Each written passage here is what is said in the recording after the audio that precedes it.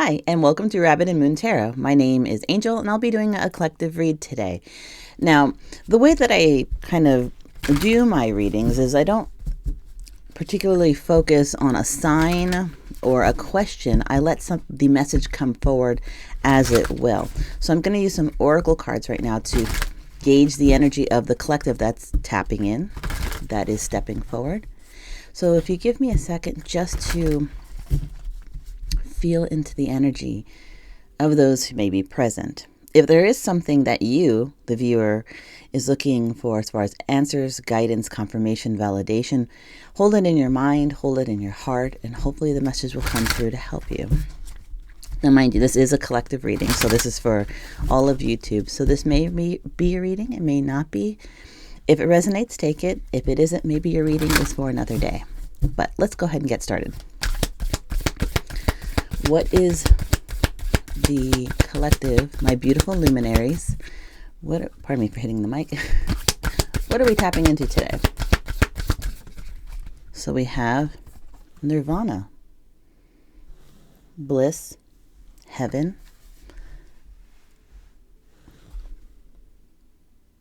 the idea of perfection. I'm hearing utopia, a state of mind, really, though.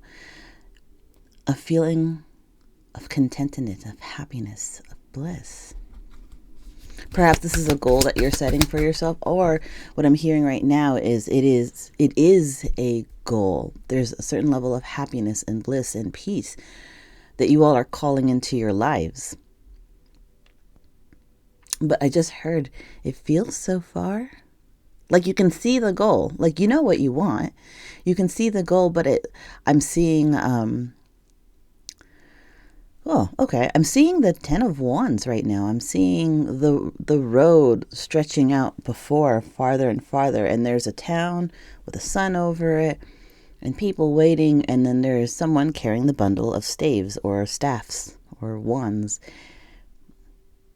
working towards your finish line, your happiness. Interesting. Okay. What else is coming out for the collective? Then we have kindness. I'm hearing gentle soul.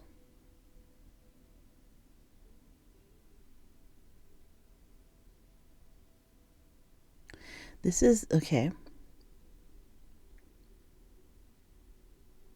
You are working towards an ultimate goal, a fulfillment, a wish, a bliss, a dream.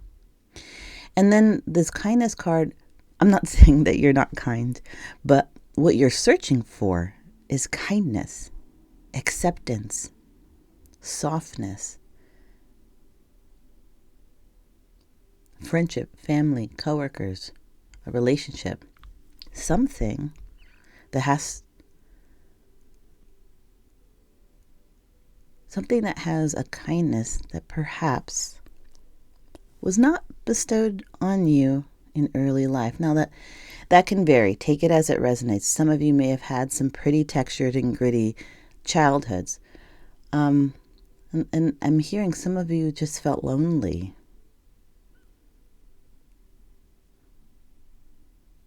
Whether you were an only child or a middle child or a child of professionals that were busy, and while they were present, they didn't make time. Or maybe you were part of a working class family where parents were present, but maybe there wasn't a whole lot of warmth. At any rate, this happiness that I'm feeling, this goal, this future, this finish line of the sun in the city and the kindness is something you're reaching for. It's your version of utopia, what you want to achieve for yourself. And it has, I keep hearing, a kindness that perhaps you haven't experienced a whole lot in your life. Maybe you'll meet somebody, and take it as a resonate. I'll just say meet a person. It could be in any respect. Maybe you'll meet someone who shows a kindness or a generousness of spirit that you've not encountered before. I'm going to get 2 more cards because I'm being told to. transcendence, change, transformation from one stage of life to another, enlightenment.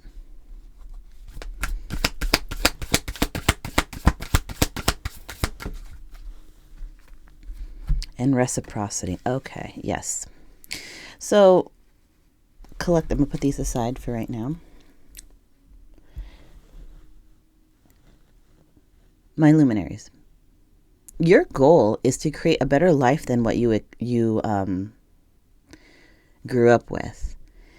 And that's not to say that you're not grateful for what your family and your parents could provide. That's not saying that you had a hard life, though some of you may have. However it fits or resonates with you, the main message of what I'm getting is you are planning and heading towards a new life, one of generosity, one of kindness, one of happiness, one where you can leave an old version of yourself behind in order to live in this abundant energy, that softer energy. Now, I'm not saying that it's going to be cushy and it's going to be easy, but the energies that you'll work with or live with or love with will be softer, more understanding, seeing you for who you are, and mirror your beautiful heart. So let's go with that. I'm going to go ahead and pull some archetypal cards. Like I have an energy of where you all are at right now, currently, what is in your view for the future. But let's see what kind of archetype you all are embodying. Now, this is called a character oracle. So it has different types of characters through literature and through descriptors, but I like to use it as like an archetypes card, or just kind of giving you aspects of what parts of your personality may be pulling through. Oh, we have a volunteer. So let's see. So we have the writer, weaver of tales, storyteller, crafting, communication, and polishing. I do feel like this has a lot to do with writing your story in life. I'm also hearing rewriting chapters. There's something about this goal of moving forward, of planning how you'll get to your goal, how you will call in abundance and happiness and softer energy that's kinder, more understanding, that sees you for who you are. And that is what you're writing into your life. That it feels like almost like there was a childhood book that I read, and it's called, oh gosh, I can't remember, but it's a boy's name, Magic Brush, someone's magic brush. And this person or this child would have a paintbrush, and anything that they painted came into life. You'd, paint a bird, and the bird would jump off the page and fly away. He would paint a mighty oak, and as soon as he put that last leaf, that tree started blowing in the wind. This writer energy, I'm getting that. It's not just planning for your life of abundance and happiness and connecting with people that truly see you. It is manifesting it. I'm hearing I am, I have, I do, I work. These phrases of manifestation. Talking to the universe and saying things like, I love my life. I have a fulfilling relationship. I have supportive friends. I am at my happily ever after. I'm enjoying my garden. I am working in the field that I want to be working. Those types of things. There is something about you writing into reality the goals, the happiness, the bliss, the kindness, the reciprocity, the progression into your field of view. All right. One more card. Oh, there we go. Pardon me. Then we have boss, master of wealth, investment manager, and leader. Yes, I'm feeling fully that this is telling me this boss energy and this writer energy is you are manifesting what you want to call into your life, your happiness, your where you want to be. Oh, I just realized my camera's a little bit wonky. Let's see if I can, oops, wrong way. Okay, pardon me, that was going to bother me. And me stopping to do that may be how you are approaching this. Like, you are approaching this goal with like a fine tooth comb. You are making sure that every step you are taking towards this goal is purposeful, is full of life, is full of love, is full of what you want to call in. This is not a matter of, oh, I hope that in a couple of months or next year I will reach the goal, or that I'll have the relationship, or I'll have the job, or I've acquired this asset. You are thinking, by this time next year, this is where I will be. Speaking it into existence. You are literally trying to manifest this happiness, this growth, the mirroring of your beautiful heart. All right, so let's see what the Spirit has to say with some tarot. What does Spirit want to relay? Oh my goodness. What does Spirit want to relay?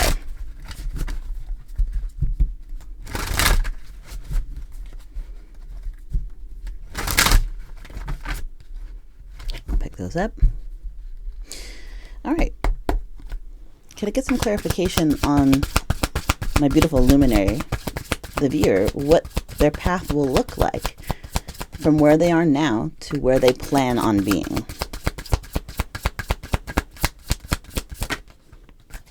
So we have the Nine of Cups in reverse. Interesting. Now, I'm going to put these down for just a second. Now, this is going to be very niche for some. Very niche for some. Nine of Cups is about emotional fulfillment, but it's about emotional fulfillment. But in reverse, it tells me, and this is how I read it, and this is what I'm being told right now. It's dealing with certain levels of, what's the word I'm trying? What you indulge. There you go. Sometimes it's Monday morning, but it is about curbing the indulgence. Oh my, indulgence. There it is. Oh my goodness. Okay, the fact that it took me that long to figure out the word indulgence, aside from it being Monday, it may be that you're having a hard time figuring out what exactly is the first steps in this manifestation, in moving towards what you want to achieve. And a lot of that may have to be with doing away with old habits. If you are like a social drinker, or you love your sweets or something like that, or maybe you spend a lot of time with video games or going out and being social. What I'm feeling is that it's about curbing like a certain level of indulgence so that you can focus on your path. That's not saying that you can't have your sweets or have your relaxing drink or be social or play your video games or whatever. No, but it is telling me that there is a certain level of, there's a certain level, for some, take it as it resonates, of overindulgence, and you know this. It's about curbing that. It's about saying, okay, look, I know I'm going to have to kind of ease up on certain behaviors, certain indulgences,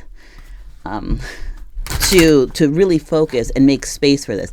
It's sort of like if one of their goals, and I'll use this as a goal for some of y'all, is if you were trying to go to the gym to get healthy or to get toned or to increase your stamina or strength or whatever, you have to sacrifice time away from other things so that you can make it to the gym. You know, maybe you spend, 3 hours after work watching your favorite Netflix series. Well, maybe you can't watch 3 hours. Maybe you can only watch an hour and a half because the other hour and a half you're at the gym. There's a certain level of like curbing, some sort of indulgence, in order to make room for something that is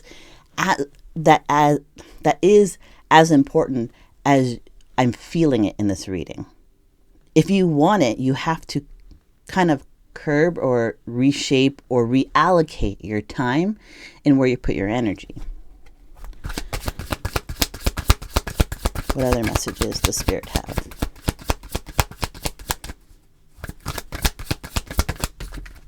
Okay, and then we have the Eight of Pentacles. Yes, okay. I just said you have to make time, right? You have to allocate. You have to take a little bit from here and a little bit from there and put it together so you have time dedicated to the goal that you are working towards. The Eight of Pentacles is working and finding joy and purpose. It is the artisan that isn't just, mass producing, let's say, a small statuette. They are taking their time to really put in every detail, to cross all T's, to dot all I's. It is that fine tooth comb energy that I'm talking about. You have to kind of pull away from old indulgences. Maybe it is Netflix binging. Maybe it is, drinking or cigarettes or whatever. And taking time away from binging on Netflix allows for gym time, or cutting back on drinking or sweets or cigarettes, or going out and having social dinners allows you more money to save for the thing that you are working towards. You see what I'm saying? It's all about learning where to trim the fat so that you can allocate time and resources for the thing that you really want to call into your life. Eight of Pentacles is that serious energy of I'm doing this because it is work, but I want to work towards it. I want to take the time, spend the time, and be purposeful about what I'm doing. Then we have Ace of Cups. I love this. Okay, so you're making the sacrifices in the areas that you want to allocate time for the things that you want to achieve. You are focused. You are working hard for it. And the Ace of Cups is there will be an emotional opportunity to, I almost want to say that you're going to step back and be like, wow, this is the first big opportunity or the first big chance that I can take that first big step towards whatever it is that I want. And it will make me feel emotionally fortified. It would make me feel happy. It would make me feel like I am on the right path. This incentivizes you. This chance, this first milestone after doing, cutting away the fat, reallocating what you need and where you need it to move towards your goal. This is the first milestone that shows you that you are making real progress.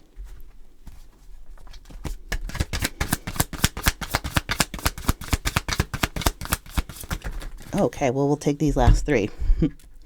So then we have, Six of Cups in reverse. This is about past life, childhood.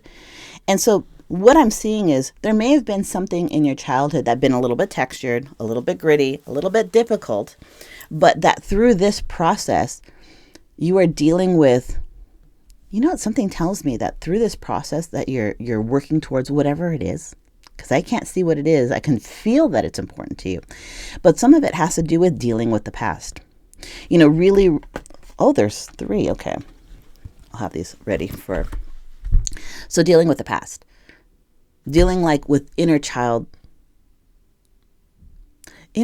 issues. Something about, I keep touching these cards. Something about these two have to do with this. Dealing with inner child stuff, past stuff, is helping you kind of cut the fat away. So again, whatever things you might have gone through as a child that has shaped who you are today. It also shaped the habits and the inclinations, behaviors that you have today. So by doing trimming of the fat, focusing on what you want, reaching that first milestone, you are addressing things from the past that, it's not always easy. Not everybody is excited about it. We got the Tower next. Yes. Like I said, it's not always easy. The Tower came up next, which is crazy. But it's what's necessary, because a Tower isn't just hard truths or upheaval for no reason.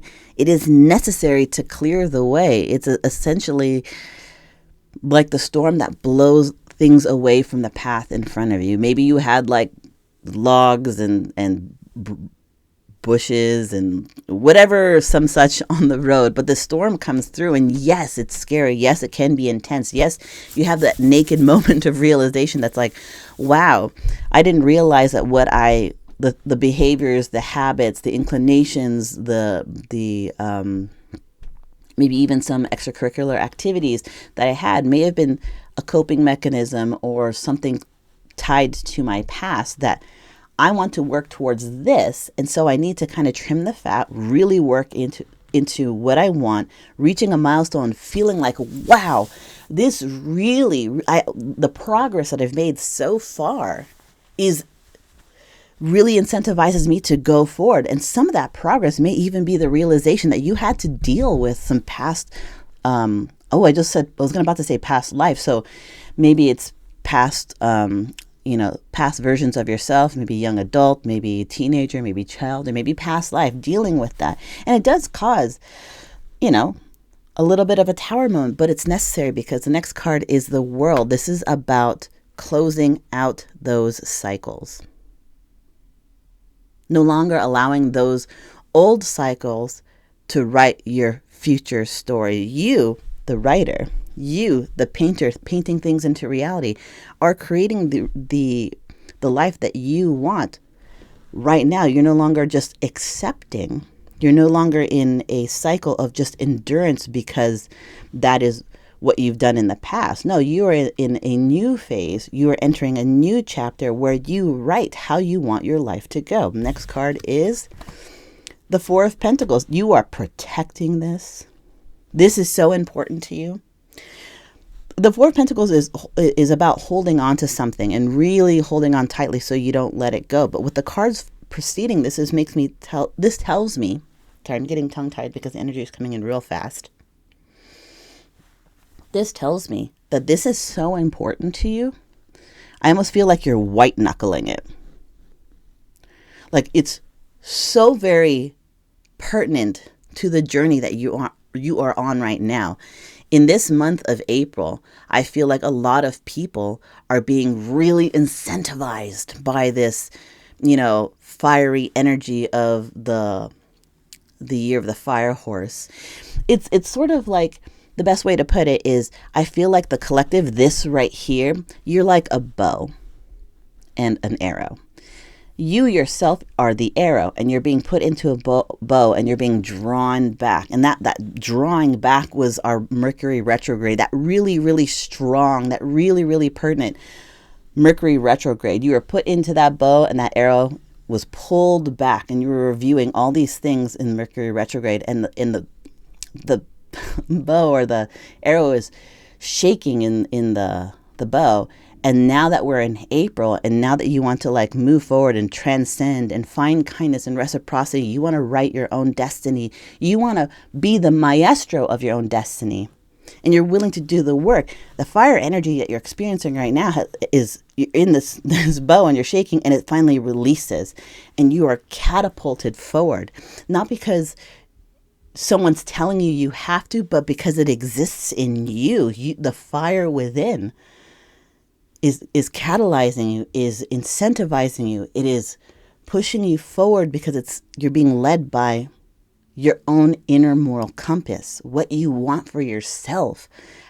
What does your life look like? I feel like the collective, my luminaries, you've been really kind of like thinking about not just moving forward in progression, but what does that mean? What does that look like? What does my happily ever after, like, how does that shape up?